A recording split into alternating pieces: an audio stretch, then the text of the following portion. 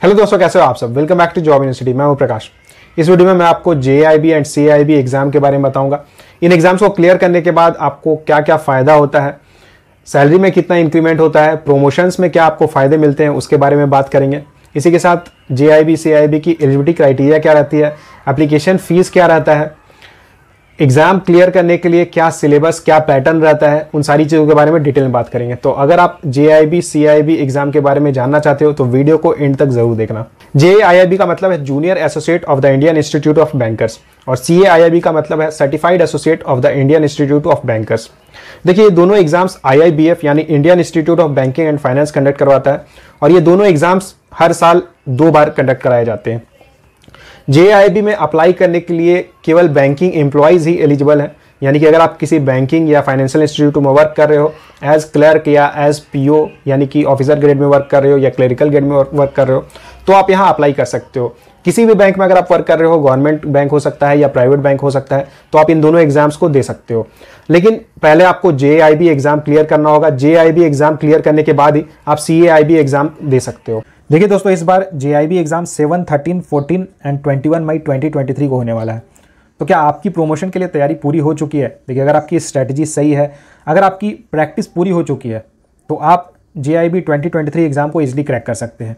बस यहाँ आपको ज़्यादा से ज़्यादा प्रैक्टिस करनी होगी। तो आपकी प्रैक्टिस के लिए अनअकैडमी लेकर आया है जेआईबी एग्जाम स्कॉलरशिप टेस्ट और यहाँ पे आपको टेस्ट देने के बाद आपकी ऑल इंडिया रैंक पता चलेगी और साथ ही साथ आप अप टू 100% तक स्कॉलरशिप जीत सकते हैं वर्थ ₹10 लाख। तो चलिए मैं आपको बताता हूँ अनअकैडमी जेआईबी स्कॉलरशिप टेस्ट है क्या।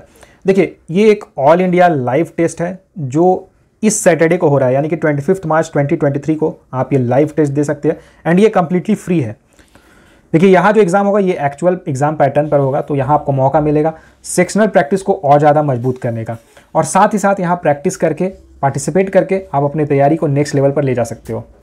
तो अगर आप ऑलरेडी बैंक में एज पीओ या एज क्लर्क वर्क कर रहे हो तो इस साल आप प्रमोशन पा सकते हो। अगर आप जेआईबी एग्जाम को क्लियर कर लेते हो तो आपको आपकी सैलरी इंक्रीज़ हो जाती है, आपको सैलरी में इंक्रीमेंट मिलेगा और इसके लिए आपको जेआईबी की ये जो स्कॉलरशिप टेस्ट है ये आपके हेल्पफुल रहने वाली है ताकि आप अपने प्रिपरेशन का लेवल जान सको। और अगर आप फर्स्ट टाइम अनअकैडमी पर आ रहे हो तो आप यूज़ कर सकते हो मेरा अनलॉक कोड बैंक10 और यहाँ इस टेस्ट के लिए एनरोल कर सकते हो कम्प्लीटली फ्री और साथ ही साथ अनअकैडमी के प्लेटफॉर्म को एक्सपीरियंस कर सकते हो।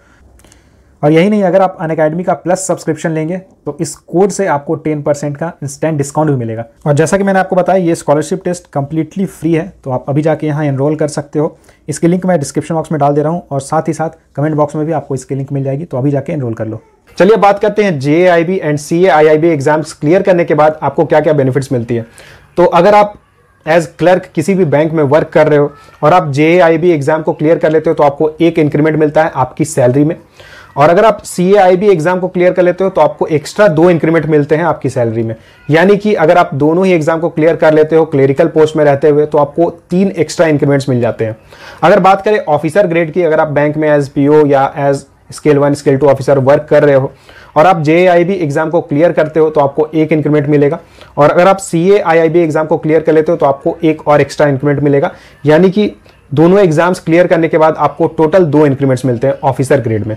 अब ये जो इंक्रीमेंट होता है ये बेसिक पे में होता है, लेकिन जैसा कि आपको पता है कि बाकी जितने भी अलाउंसेस होते हैं जो बेसिक पे के ऊपर डिपेंड करते हैं वो सारे इंक्रीज हो जाते हैं। जैसे कि जो आपका डीएनएस अलाउंस होता है ये बेसिक पे के ऊपर डिपेंड करता है, तो डीएनएस अलाउंस इंक्रीज हो जाएगा। उसके बाद एचआरए आपको मिलता है बेसिक पे के ऊपर, वो भी इंक्रीज हो जाएगा। स्पेशल अलाउंस मिलता है, ये इंक्रीज हो जाएगा एंड स्पेशल अलाउंस के ऊपर भी आपको डीएनएस अलाउंस मिलता है तो ये भी इंक्रीज हो जाएगा। यानी कि ओवरऑल अगर आप देखोगे तो बहुत अच्छा खासा इंक्रीमेंट होता है आपकी सैलरी में। इन दोनों एग्जाम्स को क्लियर करने का दूसरा बड़ा फायदा आपको दिखता है प्रमोशंस में।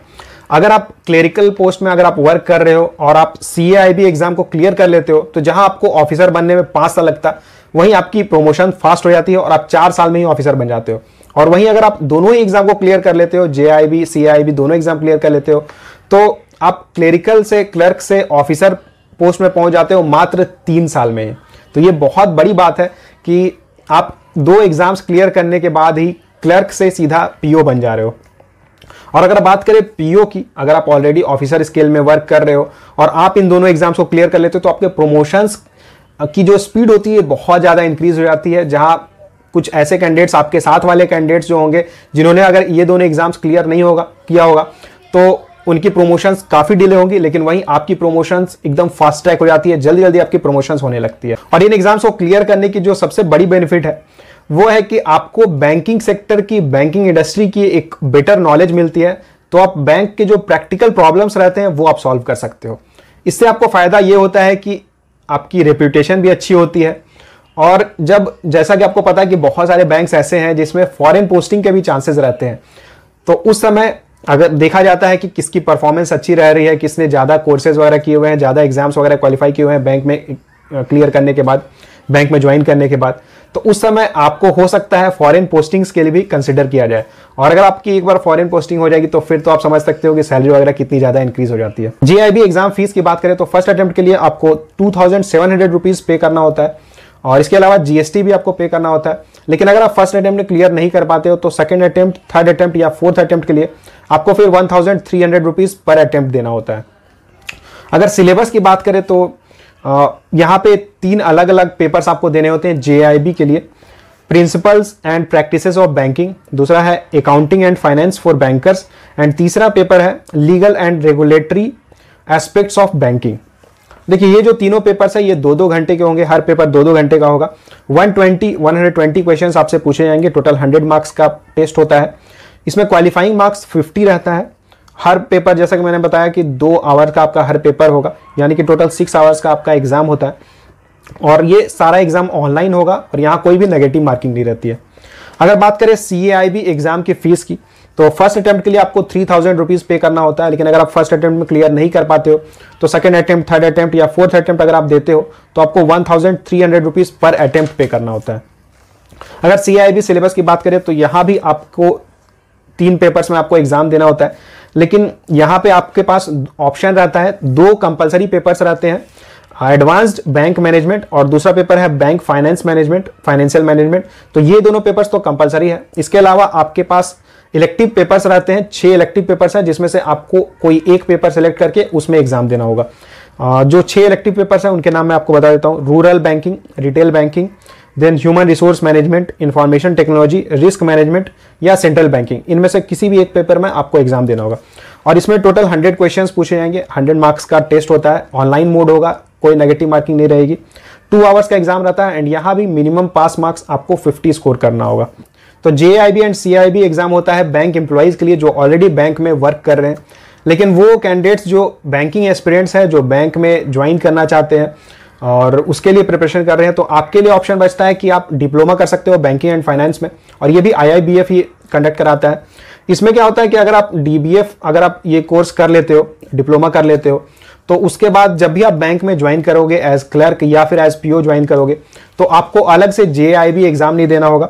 ये जो आपका DBF हो जाता है इसे ही इक्विवेलेंट कंसिडर किया जाता है JIB एग्जाम। तो ये थी सारी details JIB and CIB exam के रिगार्डिंग। इससे जुड़ा अगर आपका कोई भी सवाल रहता है तो आप मुझे कमेंट करके पूछ सकते हो। वीडियो अच्छी लगी हो तो वीडियो को लाइक जरूर करना, ज्यादा से ज्यादा शेयर करना, और अगर आप चैनल पर नए हो तो चैनल को सब्सक्राइब जरूर कर लेना। Thank you.